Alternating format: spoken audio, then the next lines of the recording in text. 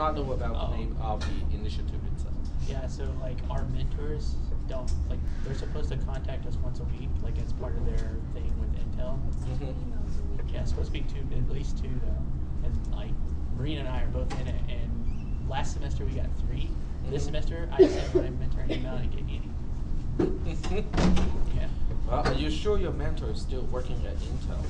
Yeah. Intel is not well known for Retention. Yes.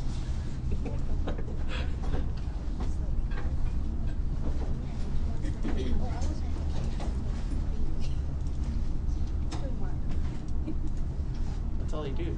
They work on a project and they use up all their vacation time. Then they come back and work 6 days a week and get up a bunch of other vacation time and they go on vacation. Well, if you work for Intel, you will understand why you need your vacation time. Not to scare people away from working for Intel. Okay. So I'm going to give you guys a link to the question, itself, which you probably don't need because I will be passing the exams back to you guys. But I will also post the answer along with what I have on the web. So this way you can refer to the link for the actual answer. I've been grading it, gradually. So the first 2 questions are fully graded. It will take me some time before it is all done. I assume you have them all scanned in or something. Yep, it is all scanned. Yep. So that involves a lot of physical paperwork. Restaple, running through the scanner, which now can only take 8 pages at a time, and then restaple everything afterwards. And then I also have to save each person as its own file. So that took a little bit of time too, because some of the handwriting was a little bit hard to read. No, I did not take points off. When I find the names difficult to read, it just took me longer. So what I'll do is I'm going to let you guys pass it around unless someone objects to it. There's no grade on it. Is anyone objecting to passing the test around with no grade on it? Nope. Okay, so I'll just let you guys pass it around.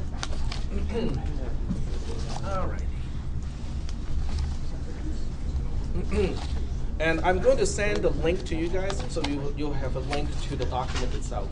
So link to exam 1 question and key. And I'll just be first and say it's here. There you go. Alrighty. So in a few minutes at the most, you should get it in your email. And it is time for us to get started with today's class. And we'll start with the key or the answer to the exam questions. I have only graded the first and the second question because I just got started. I have 3 classes all having exam 1 at the same time. And this is the largest of the 3 classes. We actually have 53 exams, even though on roster there are only 51 students. So 2 people in this class need to file a petition form as quickly as possible, as soon as possible. All right, are there any questions about the exam before I get started? Nothing too specific to the questions, just in general. No questions? All right. So I'll go ahead and start with question number 1, and I'll magnify this just so that we can see it a little bit better. Were all our questions the same? Huh? Were all our questions the same? You mean the weight? Oh, in terms of the Numbers and everything. Yeah, the numbers and the actual question. So you actually, I thought you separated them. No, these are the same for this class, for this test. Okay, so this one is only 2 points. And I ended up spending a lot of time to do this one because I was just really going like, is the set correct and is the cardinality correct? And then halfway done, through the list, I found that a lot of people get it partially right. Like they get certain elements in it, but not all the elements. And I thought about it, go like, well, maybe I shouldn't take all the points off if they are already mostly correct. So I had to change my grading scheme, went back to the beginning and restart the whole grading again after changing the grading scheme. So when you go into Moodle, you will find that this one question, which only has 2 points, has 5 items in the rubric. And I have to click one grade for each rubric item, so that took me a little bit of time. All right, the answer to this question is the elements in X, after the union operation, is 1 is in it, 2 is in it too. Now 2 is in it because of this particular set. This particular set has 1 and 2 in it. And then we have a set of 1, which is not the same thing as 1 itself, because a set with an element 1 is distinct from 1 itself, and that also makes a set of 1 also distinct from just a set of 1. And then we have a set of 1 and 2 in it, which is this one here. So the set of 1 and 2 is actually an element of that particular set, and it is distinct. It is not the same with any other elements that we have seen so far. So those are the elements in this particular set. So if you count it, we have 1, 2, 3, this is 4, and this is 5. So the cardinality is exactly 5. So the cardinality is 5. Here we go. All right, are there any questions? So the way I broke down the points is I do not count 1, in other words, if you say that 1 is an element in the final result, it does not count for any grade because it's too obvious. But with the other 4 elements, each one is worth an equal amount of points, and then of course the cardinality itself, if you get it right, you also get a part of the point. So in other words, I broke these 2 points off into 5 individual parts, and they all have equal weight in this particular question. Quite a few people forgot to list all the elements in the set, unfortunately. All right. Are there any questions about this one? No questions? All right. Then we are moving on to the second one. The second question is asking what is the Cartesian product of 1 and 1, 1 in a set and 1 in a set. The Cartesian product of anything is just going to be a set of all the possible of tuples, and in this case a 2 tuple, and you have to basically make a cross product of all possible elements from the first set and the second set. Now, since in this case the first set only has 1 element and the second set also only has 1 element, that means the Cartesian product only has 1 element also, because 1 times 1 is only 1. But the element has to be in parentheses 1 comma 1, because it is a 2 tuple, it is not a set. Okay? So with this one, this is the only answer I accept to have the 2 points. Okay, any questions about number 2? No questions about number 2. Moving on to number 3. I really like this one. And just by glancing over the answers, I think most people got this right. A minus B are all the elements in A, but not in B. B minus A are all the elements in B, but not in A. So just from the description of those two, what do you think are the common elements between those two? 0. Nothing, exactly. It's an empty set. Okay. So with this one, you can use empty set. You can spell out empty set, or you can use the symbol of empty set, which looks like a 0 with a stroke in it, but not curly braces and then something and then the empty set in between. Okay. I overlooked. I saw one answer that looked like this. That is not the correct answer. It is not a set of empty set as an element. Okay, it can be this, it can be that, but not that. Okay? What if you just put a 0? What if you just put 0? If you put it like this, then it's okay. If it is a regular, normal 0, then it is only reflecting the cardinality and not the empty set. All right, question number 4. Yep, go ahead. Does that set of an empty set have a cardinality of 1? This one? Yeah. Yes, it has a cardinality of 1 because there's 1 element. The 1 element it has itself is an empty set.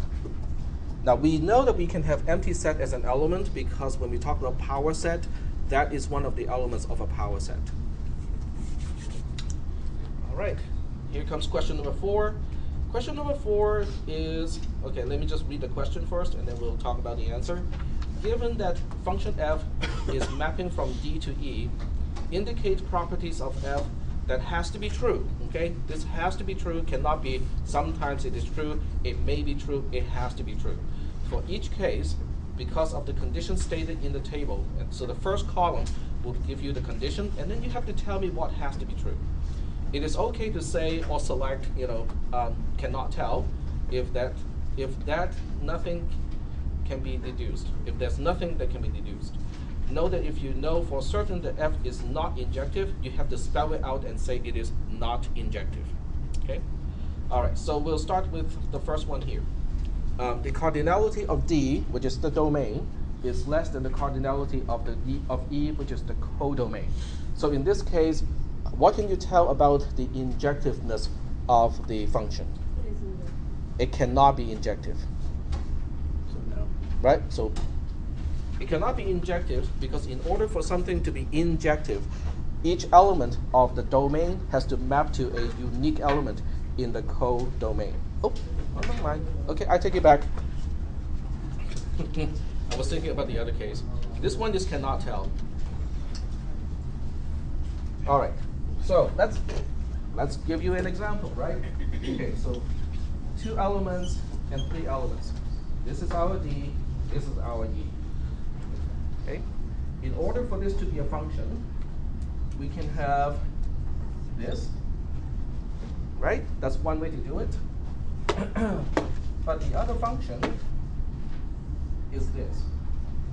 So both are possible, which means I cannot tell just from the cardinality of the domain and the codomain, I cannot tell whether it is injective or not.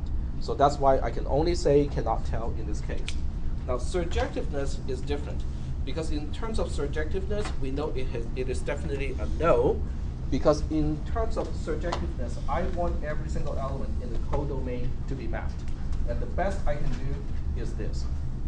So that always leaves at least one element that is not mapped. So the answer to surjectiveness is no. It cannot be surjective. Now, because it cannot be surjective, that also means in terms of bijectiveness, it is also a no. Because in order for a function to be bijective, it has to be injective and surjective. Yep. How can you know that one of the elements in the domain can't map to? Say again? How can you say for sure that like one of the elements in the domain can't map to? I cannot say that for sure, but So then would surjective be also cannot map? Because you could have all the elements mapped. but you cannot, because there are 3 elements on this side. And you only have 2 elements here. You can, oh, okay, I see what you mean. This makes f it cannot be a function anymore. In order for f to be a function, it can only map each element from the codomain to one and only one element in the codomain. And that's why this cannot happen, knowing that f is a function. All right. So the second one is when they are equal. When they're equal, it is just cannot tell. It can be injective, but it doesn't have to be injective. So you have to say cannot tell with injectiveness. And with surjective thing, it is also cannot tell because we can have it non-surjective, even though it can be surjective. And so since both of these are cannot tell, bijective is also cannot tell. You just cannot tell when the cardinality of D and E are exactly the same. All right. Are we ready to move on to the last one? Okay.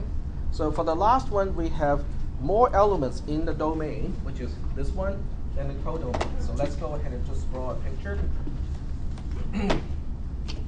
So this time we have 3 elements in the domain and 2 elements in the codomain. That's basically the setup. But this is one of the many ways to set it up. In terms of injectiveness, it's not possible, right? Because in order for a function to be injective, every element in the domain has to map to a unique element in the codomain. So when you have 3 elements in the domain and only 2 in the codomain, it is not possible to be injective. So the answer to injective is no. We can confirm that it cannot be injective. But in terms of surjective, it's just cannot tell. Okay, it cannot tell because you can have all three elements mapped to the same single element, like in this case where it is not surjective, or you can have one going to the other element, which makes it surjective. But since you can have both, just given the cardinality of the two sets, you cannot make that determination, so you have to say cannot tell. Now, in this case, because it cannot be injective, it also means it cannot be bijective. That's the answer for question number 4. Are there any questions about number 4? Questions? All right. This is number 5. Number 5 is asking you to describe function f, which maps from true false times true false, which means this is a Cartesian product of 0 and 1, to 0 and 1, which is just true false. And I want to define f like this. Okay, f of xy is x implies y. I'm using imply here as a Boolean operator. In terms of surjectiveness, injectiveness, and bijectiveness. In other words, spell it out, okay? And you don't have to spell it out. The question does not ask you to do that, but it really helps if you spell it out first, and then you can figure out the answer. Okay. The first thing you probably know about this one is it falls into this category. In other words, you actually have 4 elements in the domain and only 2 elements in the codomain. So instead of writing it down, I will write it down too, but for this part, I just write it here. So this is the first element, second element, third element, and fourth element here. Each element has to be a 2-tuple because of the Cartesian product. Are we still doing okay so far? And then as far as the codomain is concerned, it's just 0 and 1. Okay. Now, without knowing how things are actually mapped, we know this cannot be surjective. So we can cross out surjective already. And since it's not surjective, it is also not bijective. Yep. It's not injective. Huh? It's not injective. It is not injective, sorry. It is not injective because we have more elements in the domain. Okay, so we'll just go ahead and write that down. It is not injective. It is surjective. And as a result, it is also not bijective. So that would be the answer to this question. And I gave it 4 points. I'll give you guys partial credit. Yep. If we didn't say not bijective, would that not use that? Then it will not be, then you won't get the point for not injective. Yep. The function is surjective only. Say again? Yes. Or the function is surjective only. You wrote it down as surjective only.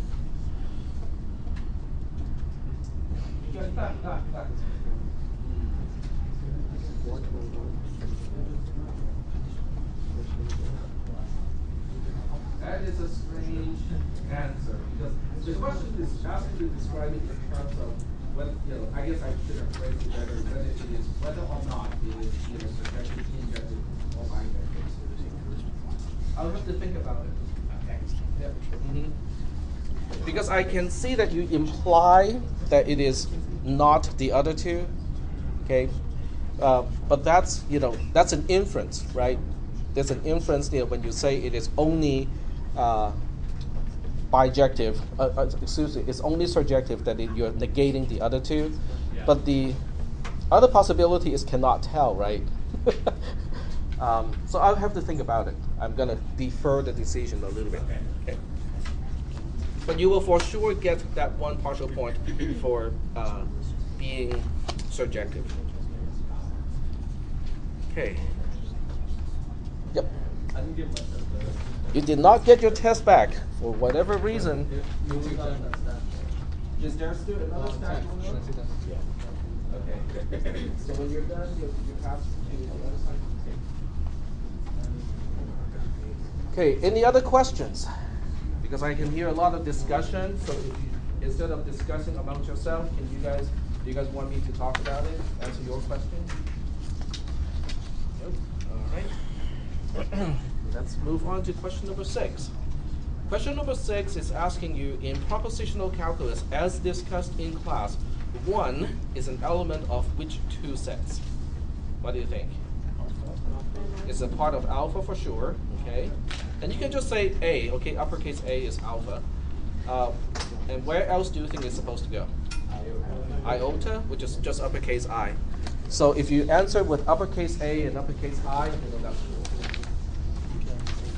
Yep. It's not in that stack either? That is all that I have. What is your last name? You're definitely a part of the class. I remember scanning yours. According to the notes. That is weird. I have it scanned. I can send the scanned copy to you for sure. Okay, that works. Yeah. But that's the good thing about scanning it, right? I mean, I cannot lose it anymore. I scanned it and uploaded it to apps.lostreels.edu. So if I lose something over there, a lot more people will be in trouble.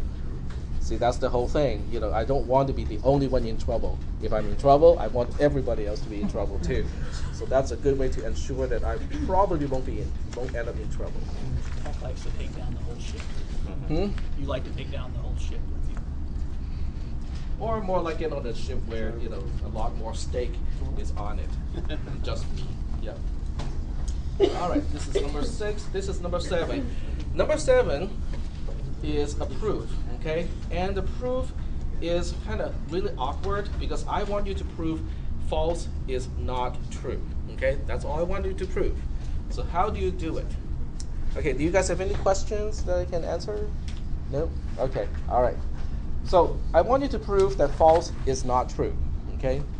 But only using the axioms, okay? The axioms are all listed.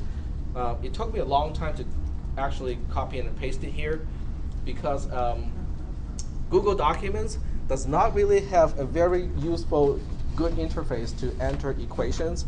You can do a part of LaTeX thing, you know, but it's not entirely the same thing as LaTeX.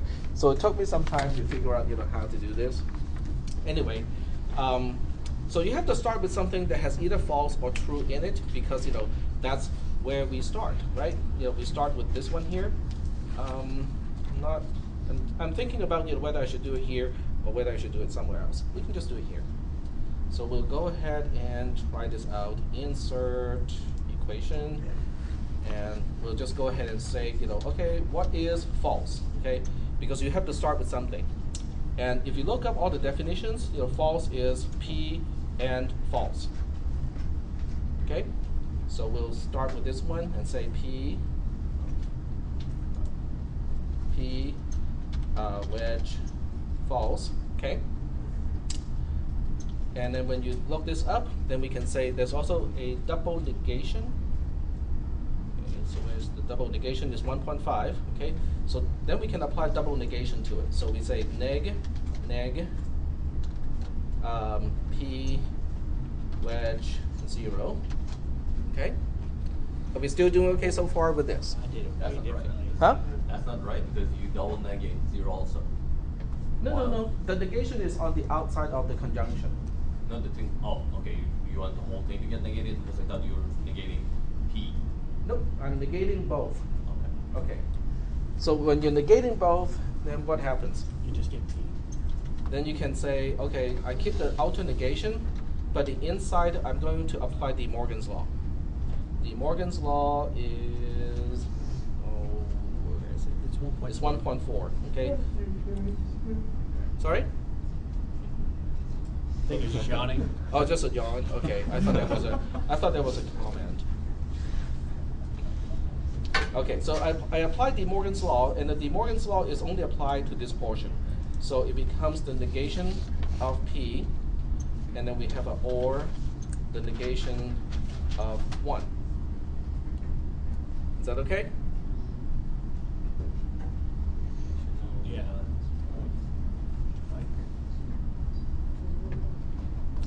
Let's see, was that how I did it?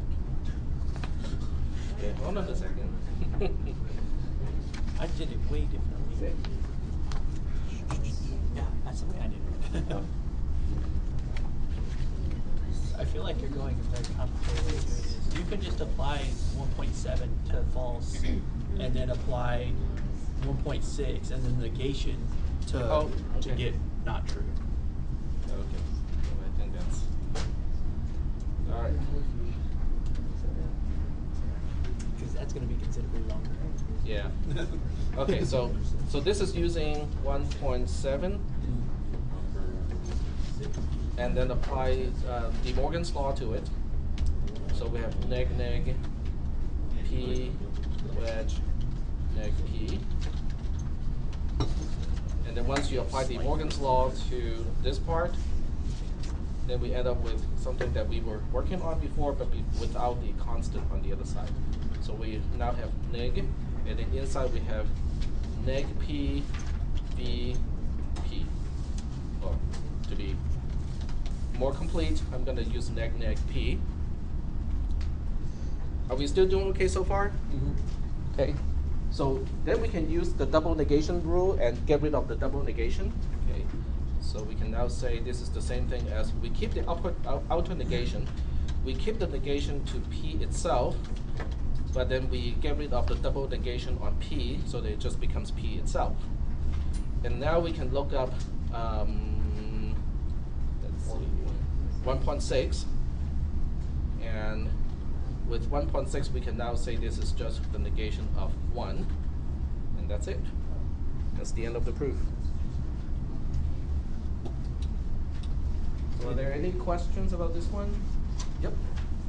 I did it a little differently, but I'm not entirely sure. Okay, go ahead. So I applied to both sides because I basically I applied a 1.7 to 0, and then on the other side I applied 1.6 to the negate. So it's 1, and the negation of that would be false. The negation would end up being 0 because it's a negation of 1.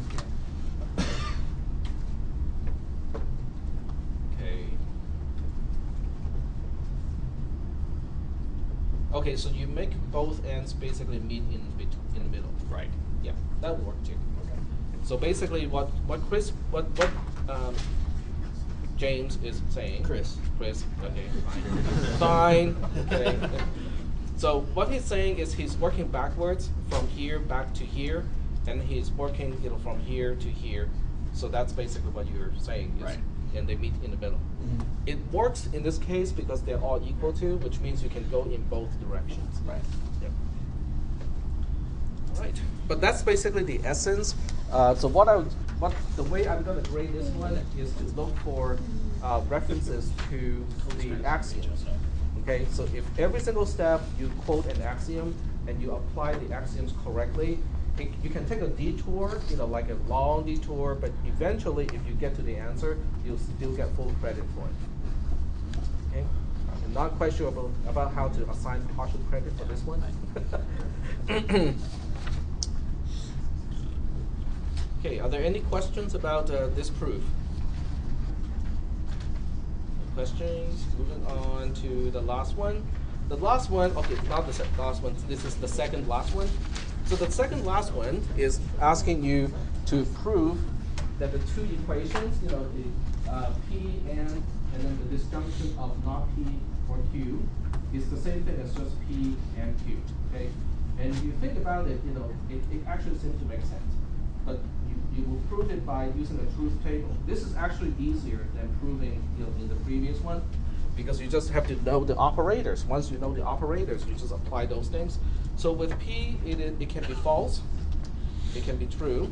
While P is false, Q can be false or true. While P is true, Q can be false or true. The way you enumerate all the 4 possible combinations does not have to be in this order, okay? So you can change the order around as long as you have 4, the 4 corresponding entries, you'll be okay. With this one, I'm just going to apply the whole thing. It is one part of the conjunction. So not P or Q, which is basically Q, P implies Q, right? So this is actually true. This is true. This is the only one that is false, and this is true as well. Is that okay? So now that we know this sub-expression is true, true, false, true, then we can work on P and that particular sub-expression. So this will make it false, this will make it false, this will make it false, and this is the only one that makes it true. Are we doing okay so far? And then with this one, it is just P and Q. P and Q, 0 and 0 is 0. 0 and 1 is 0. 1 and 0 is 0. 1 and 1 is 1. That's it. You know, filled up the table, and those are worth 4 points. Do you have to use 1s and 0s? You can use TF, you can spell out true, false, you can use other notations of true and false. But if you use happy face and unhappy face, then I cannot give you points because I don't know which one is true and which one is false. Because some people respond positively to truth, some people respond positively to false. So that way I cannot tell which one is which. Only on Maury. It's just like the red and blue pill. Some people like the blue, some people like the red.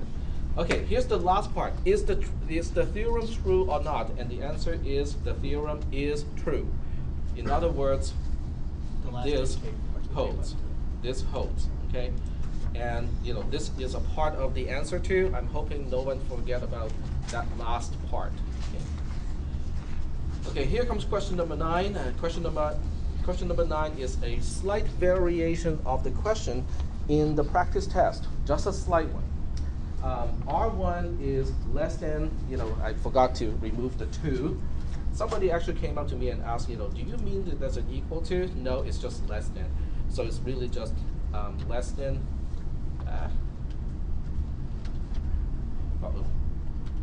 It's not. I cannot get rid of T. There we go. The cursor is not in the right position because of the zooming.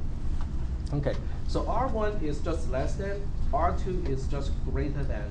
So I want you to consider R1 union R2, okay, to make R3. So what do you think is R3? It's less than or greater than? What is the more common name to refer to that? Not equal to. Yep, that's the answer. Okay. So this part is yes, you know, but if you answer the second part, I can. Oh, come on. Technology's against you today. That's okay. All right, fine. You know, I'm gonna change the zoom back to 0. Fix it first. And even that is not working. Yay, Google Docs. There we go. Okay, this will always work from the end.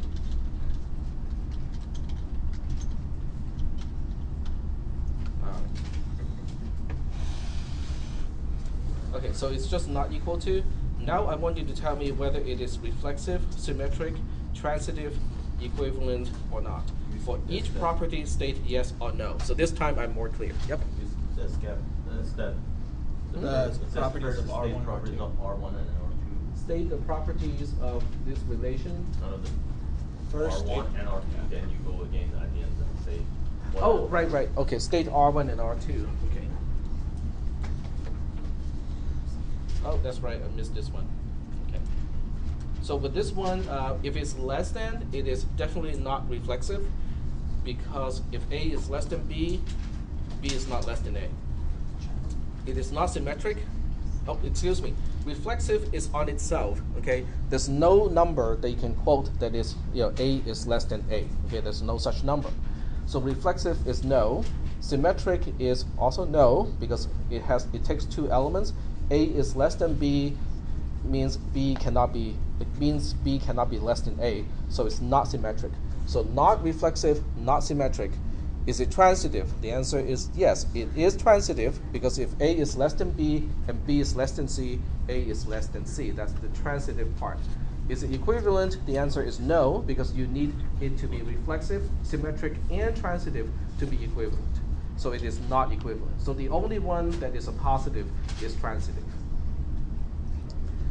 All right? Are we still doing okay so far? Okay.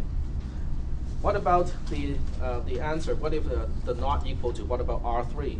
R3 is not reflexive because a number cannot be different from itself. It is actually symmetric because if A is different from B, then B is different from A. It is not transitive. Okay, the transitive property is gone.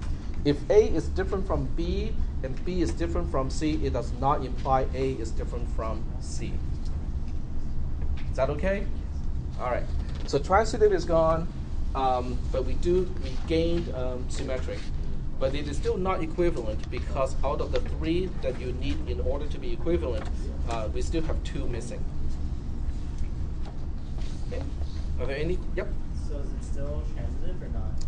It is not transitive. It is not transitive because I can prove it by counterexample. It's not transitive because A is different from 2. 2 is different from 1, but it does not imply 1 is different from 1. So that's why it is not transitive. Yep. Could you explain how that is a not equal to relation? Because not equal to is the same thing as less than or greater than. Okay, if you think about 2 numbers, A, B, okay.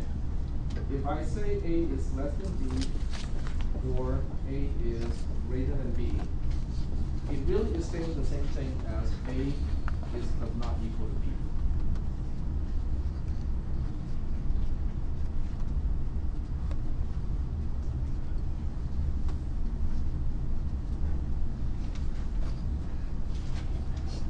Can you state that you set it symmetric instead of not equal? Can you state that you set it symmetric instead It of is not symmetric. equal? No, for that part. But that part that you say not equal, can you say that's a symmetric? Not equal to is symmetric. With the Because answer. A does not equal to B implies B does not equal to A. That's why it is symmetric. No, for that part that says yes. So what does the name can be? Can you say it's symmetric instead of not equal to? Or is there a more common name for this relation? The answer is yes. So what is it? Can you say it's symmetric? No. Because you don't refer to this operator as symmetric. Okay. That's not equal to. Yep. So why did you join the 2 with an OR operator? Because I am making a union out of R1 and R2. R1 is less than, R2 is greater than. So when you have a union of less than and greater than, the union becomes less than or greater than. Okay. So if you think about it in a set in a Venn diagram, we have 2 sets here and they do not have intersections. Okay. And this is R1. This is R2. I can give you some examples of R1. R1, because it's less than, you can have 0, 3 here. You can have 1, 15 here, and so on. R2 is greater than. So that means it will contain elements like 2, 1, 20, 19, and so on. They do not overlap. Okay? But when you take the union of these 2, that means R3 is basically everything in R1 and also everything in R2. So if you take everything in R1 and everything in R2, that means this or that is 0, 3 is in R3, 2, 1 is also in R3. So it combines all the less than stuff and all the greater than stuff.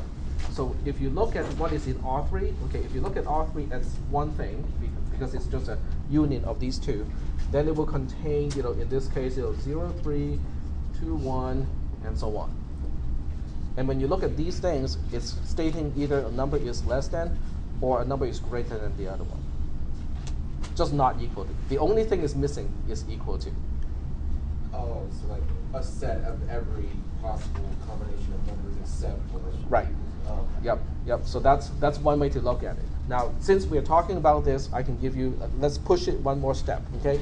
This R3 is actually the same thing, very much the same thing, as z times z, which is the entire Cartesian product of all integers, minus equal to. So if I have an R4, which states just equal to, this is the same thing as the entire Cartesian product minus the equal to relationship, and that's why it's also known as not equal to.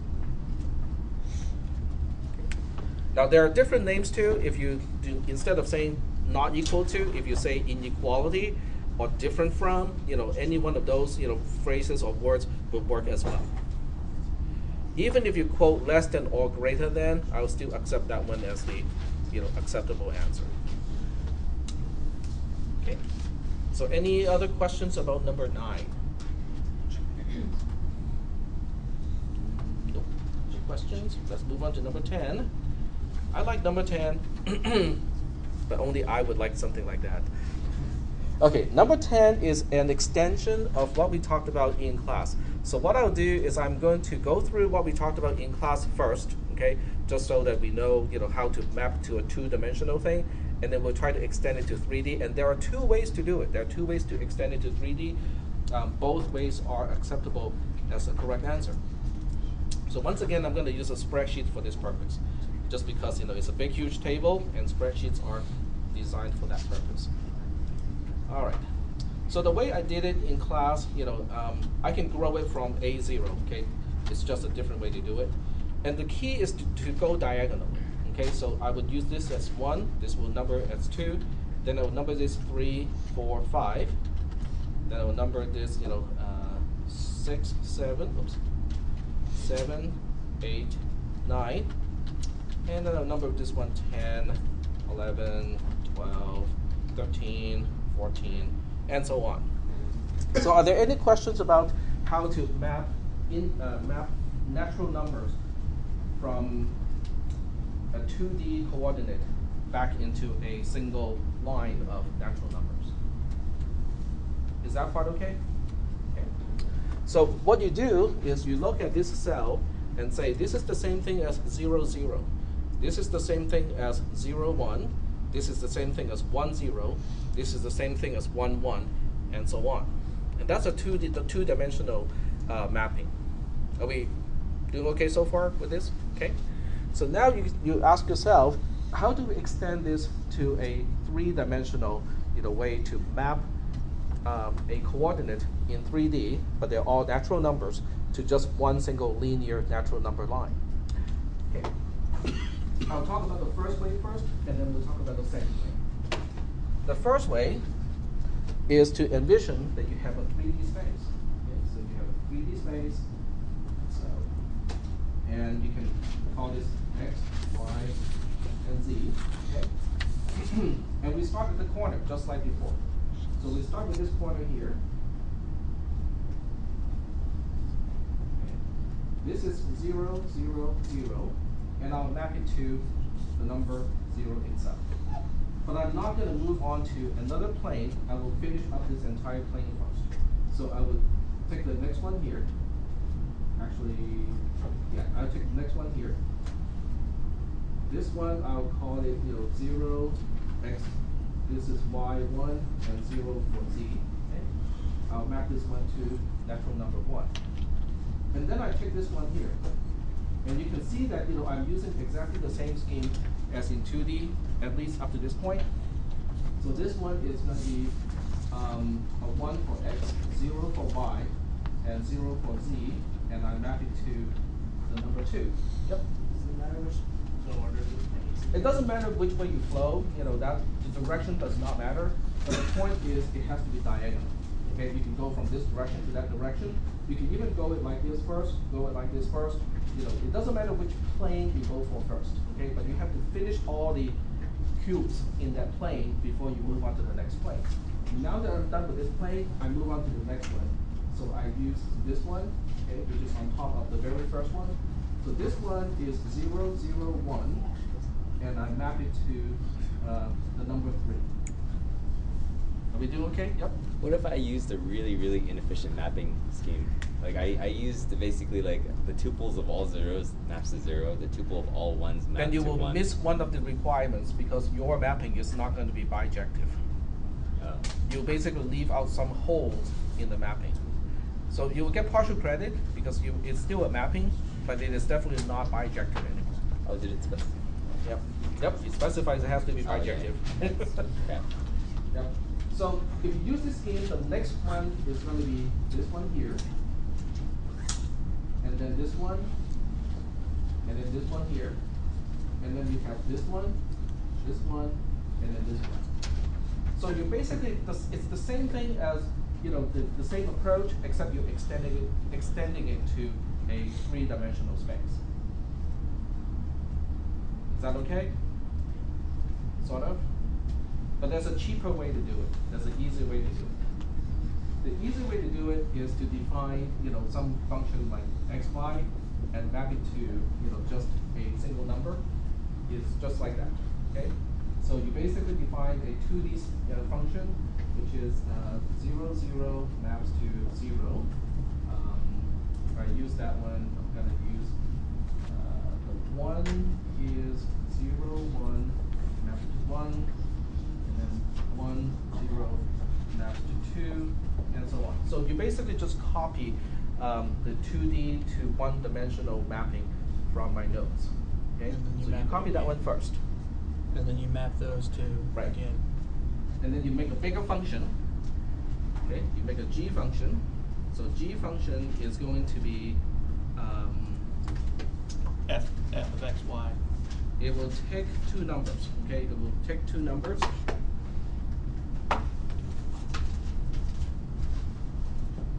It will take 3 numbers, x, y, z. Okay, and this one is basically taking f, which maps. It's applying f twice. Okay, so it's taking f of. Doesn't matter how you do it, but it's that. Is that okay? Sort of? How Okay. are you trying to do it? What is the function of f here? Okay, it goes from 2-dimensional to 1-dimensional, right? And in class, I think I talked about this one, and we know it's bijective. In other words, if you throw a dart into the 2D space and it lands on a particular coordinate, I can always find the number mapping to that coordinate. Is that okay? Or if you use a random number generator, generate a natural number, I can always find a 2-dimensional coordinate corresponding to that number. So that means it's bijective. Okay? So f itself is bijective. If I apply f again, the composite function itself also has to be bijective. But this time I can map, you know, 3 numbers, x, y, z, all natural numbers, into a single natural number. So that would be the other way to do it. But you will first have to define the 2-dimensional mapping first, and then define g as the application of f twice in this case. So anything along the line of these two would be okay.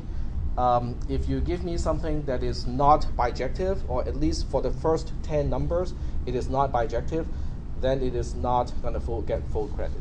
You'll get some credit, but not full credit. Is that okay? Yep, go ahead.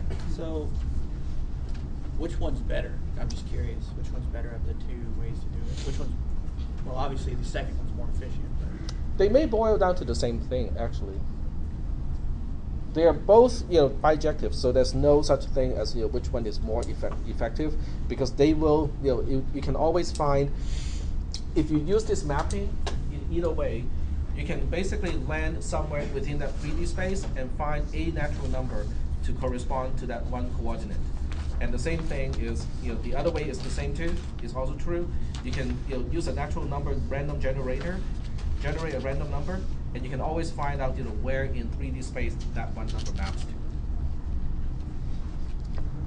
But in terms of the effectiveness of definition, I like this definition more because it's easier to see. the second one or the first one? The second one.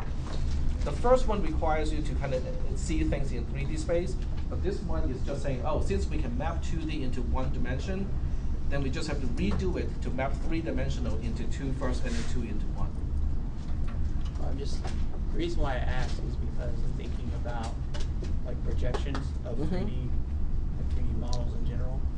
Like which one would be more effective in the long run? Because you'd have a finite amount of numbers. I think they're to map. both as efficient. Okay. Yep. All right. Any other questions?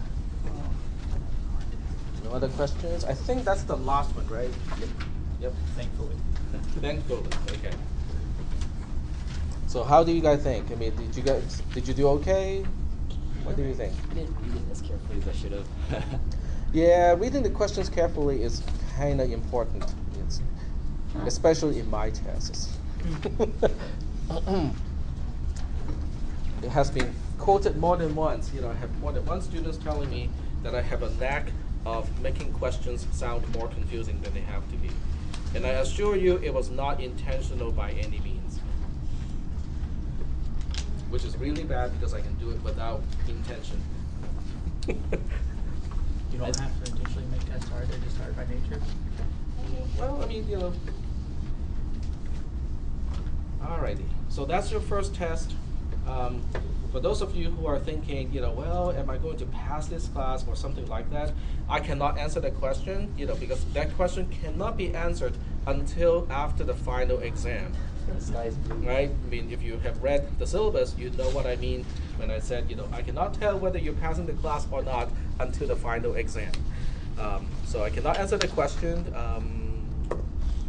Are there any other questions that you guys want to ask? We just go now. Bit depressing. Depressing. I did okay. Alrighty. So if there are no questions, we're going to go back to propositional logic. You know, we still have the normal form. We started to talk about the normal form, and this is how you look at the grade of each question.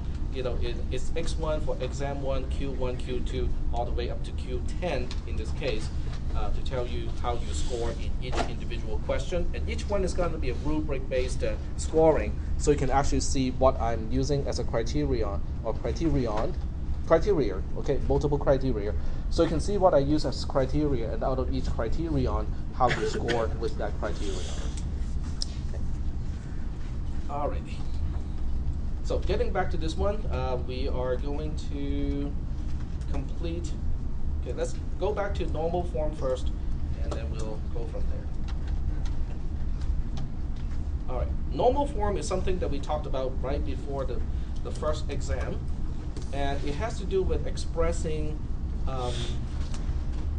a particular well-formed formula, which is like this. In this particular case, it's a CNF, or it's called a conjunctive normal form. Okay, conjunctive normal form means on the outside you have all conjunctions, and then each component of a conjunction can be a disjunction of simple terms. Now, when I say simple terms, it's either a variable or the negation of a variable. So that's basically what a CNF is. And we kind of went through some of the steps to show that it can be done. Okay, in fact, this is how it is done. So I started off with, oh, no, not this one. I started off with this particular well-formed formula, and then using only the axioms, I was able to transform everything into a CNF. And the idea is every well-formed formula can be transformed into a CNF or DNF, which is disjunctive normal form. So they are equally expressive in terms of what type of well-formed formula they can express. So last time I think we at least talked about this part. Is that okay so far? Any vague recollection of all this stuff? No? Okay, so so here's the question. Can any formula transform into a normal form? And in this case, I picked CNF or conjunctive normal form. And in this case, I have, like steps to do it. Okay, the steps to do it are, you guys can just read about it. I'm pretty sure I mentioned this last time. So I will just kind of say, okay, we'll just assume that this is all mentioned, and we will be able to transform any well-formed formula into CNF. But the big question is, why do we even care? And the reason why we care is because of automated theorem proving, okay, which is on the next slide. So the next topic talks about automated theorem proving using propositional logic, and then we can start to see why CNF is really useful. Okay. All right.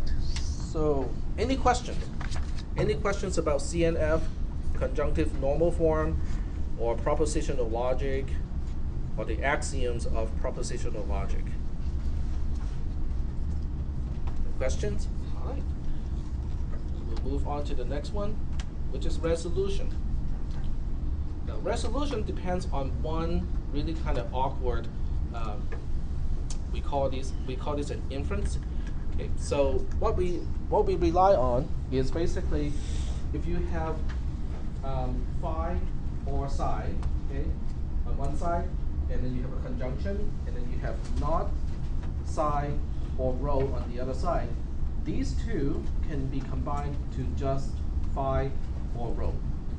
Okay, so why is this any special? This looks kind of convoluted to me. Okay, because it is it's relying on three terms. Okay, on the left-hand side of the inference.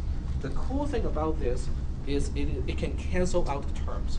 So that means if you have psi in one expression that has disjunction, and you have the negation of psi in another disjunction, then you can combine these two and just say, oh, we can just get rid of psi in this case. So the end result of the inference is we get rid of one variable. We get rid of one of the items in the original conjunctive normal form. Now, whatever you infer can be put back into the pool, into the CNF. Does that make any sense? Because we started off with CNF on the left-hand side. Okay, let me just highlight the portion. This whole thing is a CNF. It's a conjunction of disjunctions, and each disjunction only can involve variables or the negation of a variable. And this end result is also just a disjunction. So that means we can throw it back into the conjunctive normal form and just make it longer and longer and longer. Is that okay? All right. But the point is, I'm getting rid of items here, okay? Because whatever I throw back into the conjunctive normal form now has one fewer variable. Psi is gone. Okay. So the way we do this is, okay, so let's say that we have some facts here, okay? What the facts actually represent does not really matter. It's just for fun, okay? So I'm going to start with this part here. So let's say in a particular system, we have P implies R. It is established as truth. P or Q is established as truth. Not Q and R is also established as truth.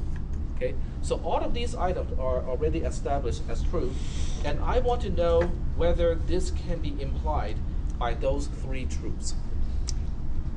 But that's the objective. Does everybody understand what I'm trying to do? I'm given certain things that are facts, and I have one theorem that I want to prove or disprove. Is it okay? How many people still remember my warped reality from the previous lecture? No one. Okay. Talking about the purple sky. Yeah, the purple sky thing. The Yeah. sky's purple, you'll pass the class. Yeah, this is the warped reality of tech. Okay.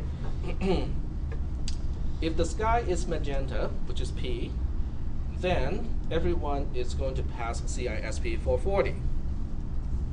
That's a truth, okay? That's a truth in my warped reality, in my reality bubble. I think that's what I called it. Okay, that's my reality bubble.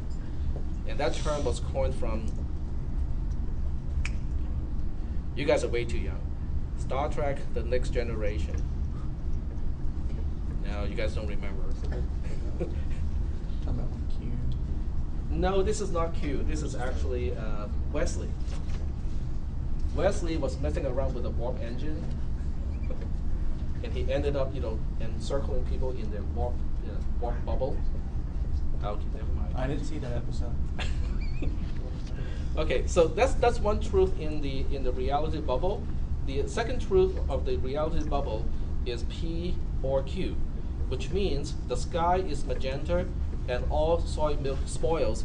At least one of these things have to be true in that reality. Is that okay? And then the third reality, or the third truth of this reality, is the negation of the conjunction of Q and R.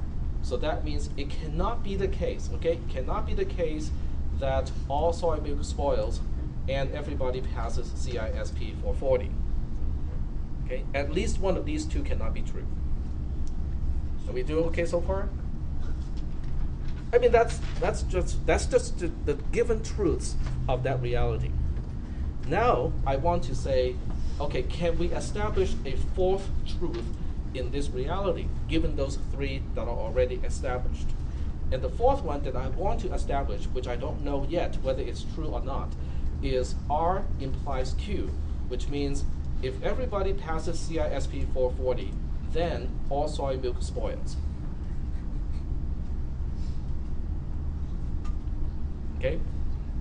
And that's what I want to prove. Either prove or disprove. Is it, can it be implied by the other three truths that we know about this particular system? Are we still doing okay so far as what I'm trying to do? Not the mechanism, just the objective. Okay? This is theorem proving. Okay? This is the theorem that I want to prove, and these are the things that are already established.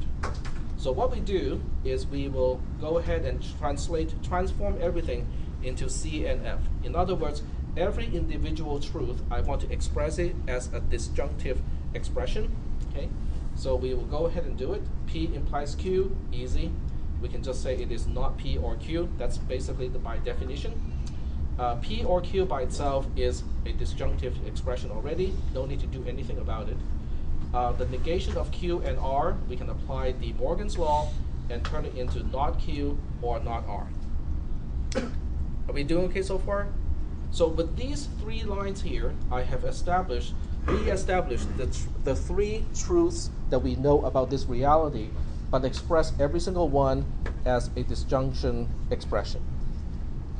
Now, because we know that these three truths are all true at the same time, that means there's a conjunction connecting all of them together. And that means the entire truth of this reality bubble is now a CNF, a conjunctive normal form. Is that okay? All right. So the way this works is I have to negate what I want to prove, because this is what I want to prove. I want to prove R implies Q. But I don't just throw R implies Q into the system. I throw the negation of what I actually want to prove into the system. And what I'm utilizing here is a technique called proof by contradiction.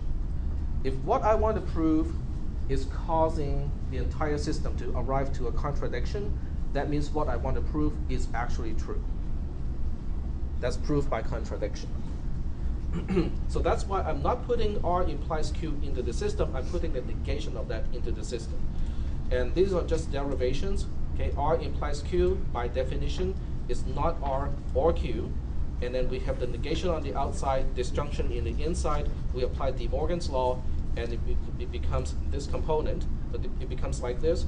Double negation becomes no negation, and then not Q is just not Q. This all by itself is a CNF also. If you have a whole bunch of CNFs, they can be combined together without any problems. So now we are going to mix everything together. All the ingredients are now in the pot. And this is basically what the pot looks like at this point with all the ingredients. The first three are coming from what we already know that are true about this reality. And the last two, these two, is basically coming from the negation of the theorem that I want to prove. And the objective is to see whether we can get to a contradiction. A contradiction means you will find P and not P at the same time in the system. Okay? Because P and not P, according to one of the axioms, is false. Okay? When you arrive to a conclusion of false, it means you have a contradiction. Okay. So the rest of this is really just to show you how we come up with new terms. So the first thing is I take this particular disjunction, and I take this really simple term in the CNF and combine those two. I find Q over here, I find not Q over here. I just cancel out the Q and combine the rest of the disjunctive expressions. And the rest of the disjunctive expression is just P, because not Q has no other components, and this one only has P as an extra component, and that's why the conclusion out of the resolution step is just P all by itself.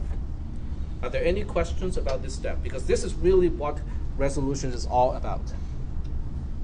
Is you find two disjunctive expressions, they have to share one term in common, but one has the non-negative version of the term, the other one has a negated version of that term, and when you combine those two, you get rid of the term that has a negation on one side and a non-negative version on the other side, and the rest just combine into big, longer disjunctive expression.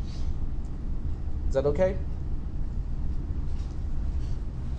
Okay, here's the second example. Okay, the second example is to take this one here as the first expression, take this one here as the second expression. If you look at these two expressions, they do share one term in common, and it has to do with the variable p. The first one has the negative version of p, the second one has the non-negative version of p, and now I can apply the resolution step again by saying, okay, let's combine these two into one single disjunctive expression, where we combine everything else, but we get rid of p altogether. Is that okay? And that's just making use of the resolution step that we have mentioned earlier, which is up here. Okay? If you have psi on one side and not psi on the other side, you just get rid of psi, and then you move everything else and put it into a disjunctive form. So as a result of combining these two expressions, we end up with this new expression here.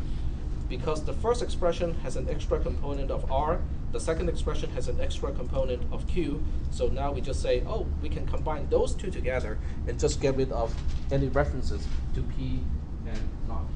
Yep. Yeah, the one right above, the one that the p or q combining with the not q, how can you use a resolution on just not q? Well, not q is the same thing as not q or false.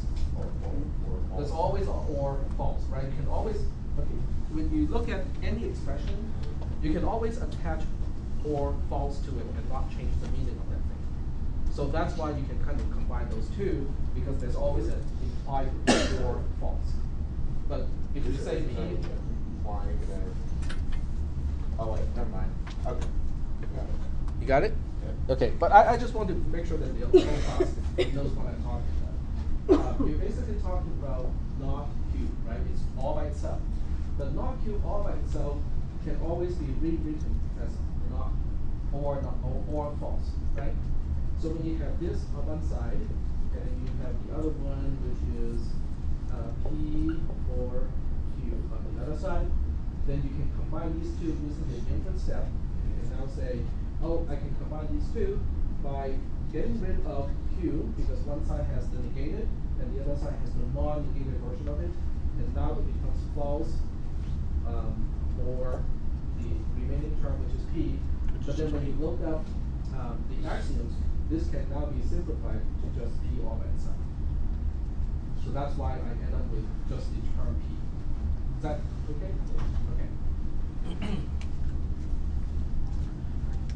All right, third step. Okay, third step is pretty much the same thing. We locate this term here that has the non-negated version of r, and then we located this particular expression that has the negative version of r. So we combine these two and just say, okay, what is the rest of both of these disjunctions? The rest is not p from the first one and not q on the other one. So now we can say, oh, okay, we can add this new fact into the system because it is inferred by the rest. So now we have one extra new term, which is not p or not q. Are we still doing okay so far? So if you continue to do this, do you think we can ever end up with a CNF that is infinitely long? Okay. With simplification, it cannot be. Okay. At some point, you'll be running in circles, and you can detect whether you're running in circles or not. Okay. In fact, the next step is the last one. Okay. So we'll just go for the last step here.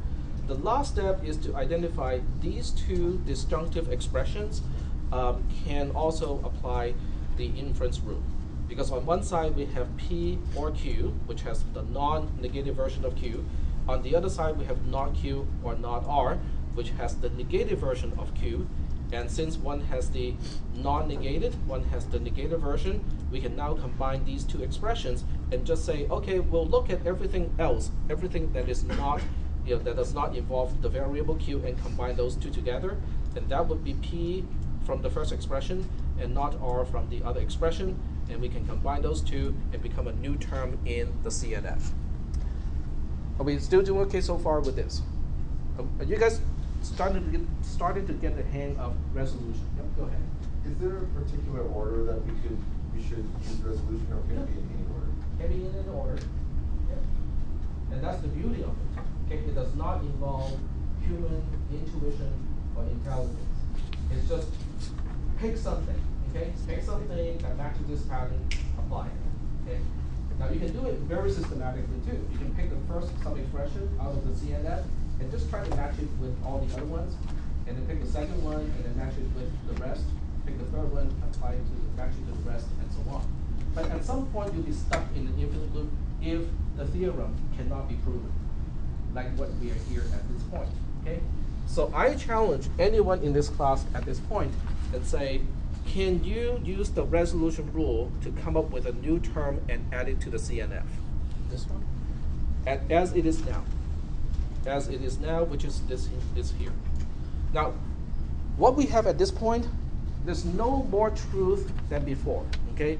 Because each time we apply the inference rule, we're not adding any new truth to the system. We are basically discovering things that can be inferred by the stuff that we have known already. Okay, so, but at this point, can we even infer any newer terms that is not here yet already? That is the question. Can you apply the inference rule and come up with something that is not already here? That is the question. What do you guys think? It's hard to see because it's all. Well, but you can test it, right? That's easy to test. Okay, so what you do is you basically do a systematic test and cross-check every single pair of you can cross-check every disjunctive expression with all of the other ones and see if they can infer any new terms. And I'll do it by hand. Okay. So we'll pick this one first. Okay. We'll take not p or r as the first one, and then we look at the second one and say, aha, we can apply the inference rule because we have not p on one side and p on the other side. But the result is r or q. Is r or q already here? Yes. Yep. Okay. So nothing new. We'll go for the same term first here, and then see if we can apply to this one here, and go like, aha, we can apply it. But you just get P or not R. But that will only get you not P or not Q, which is already here. Fine, we'll go for another one. Do you guys see what I'm doing here? I apply this one to this one over here. It is not applicable because they both only have the non-negative version of R. We can apply to here, no. We can apply to here, and which results in just R all by itself, which is already here. And then we can try to apply this one to, what's the last one? This one, it's not applicable. This one is applicable. Nope, it's not applicable. And look at this one, it is applicable to this one. Oh, this one is one. Okay, look at this term here, and look at this term here. And then you go like, hey, Tech, we haven't seen this before. Because with this one, we can cancel out both variables, right? Because the not p cancels out the p, and then the r cancels out the not r, which only leaves us with what? True. And you can always attach as many truths to a CNF, and that doesn't do any good. Okay. So at this point, I have cross-checked the first disjunctive expression to everything else. Now we have to do the same thing with this one. So we look at this disjunctive expression and then say, can we do something about this and this? And the answer is yes, we can, but it will only result in Q or not R. Q and not R. Oh, P, oh, sorry, yeah, P or not R is already here, which is the last one. So we are done. Then we look at this term here and then look at R. Cannot be applied. We can apply it to here, right? Because P or Q and not Q can resolve to just P all by itself, which is already here. Okay, we have nothing new. And then we look at this one and try to apply it to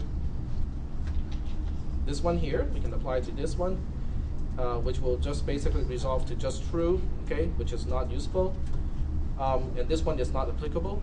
And you can keep doing this, okay, to all possible pairs of disjunctive expressions. And if you look at all possible pairs and you cannot end up with any new terms, that means we're stuck. We cannot move forward anymore. Or you just can't prove it by contradiction. It means that you cannot prove the theorem by contradiction, which means the theorem is not true. Okay, so at this point I have this is the conclusion of saying the theorem that I wanted to prove in the first place is not true, cannot be implied by the established truths in this particular reality. Is that okay or not?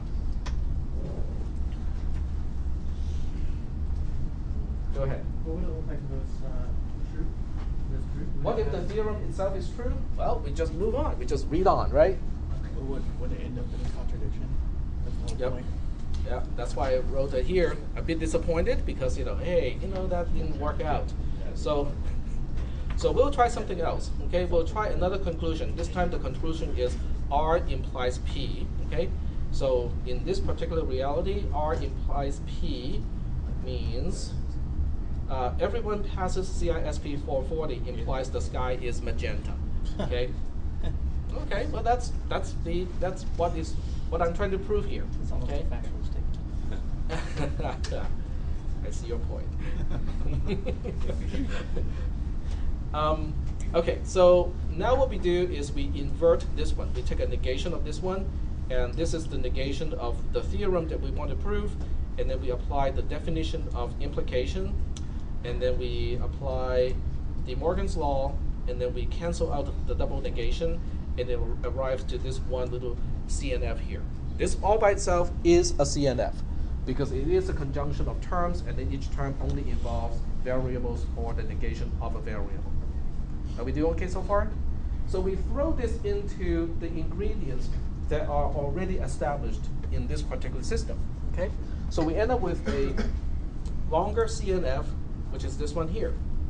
So this is the CNF representing the known established truths of this particular reality and the negated version of the theorem that I want to prove. So if the theorem is in fact true, then the negation of the theorem will cause a contradiction. And that's what we want to see, is a contradiction. Are we doing okay so far? Okay. So let's go ahead and try to prove it here. So the first step, now this may be a longer way to do it, there might be a shorter way to do it, but this is one way to do it. We look at P or Q, and then we look at not Q or not R, and then we combine these two. We get rid of Q from both expressions, and then we just end up with P or not R, which I add to the CNF. The second step is kind of the same thing. We took these two expressions instead. So this time we took not P from one side, and then we pick P or not R on the other side. We get rid of all the references of P, and we only have not R left in the system. But now we can take R, which is already here, and not R, which is the result from the previous step, and combine these two. When I combine these two, I end up with a contradiction. And with a contradiction, I have now a conclusion that the theorem that I was trying to prove is actually true in this case. Because the negation of the theorem is not true. Because the negation of the theorem is false. Because the negation of the theorem leads to contradiction, right? Are we doing okay so far with the whole thing about resolution? Is that okay? But why is resolution so useful? It seems like just a really long way to prove something. Okay, tell me one thing about the proof question in the exam. To those of you who think it was challenging, why do you think it's challenging? Nobody thought it was challenging. Well, that's a good data point for me for the next exam. It was really hard. Oh, it was so hard. But why is it hard? What is it difficult for you to prove a theorem?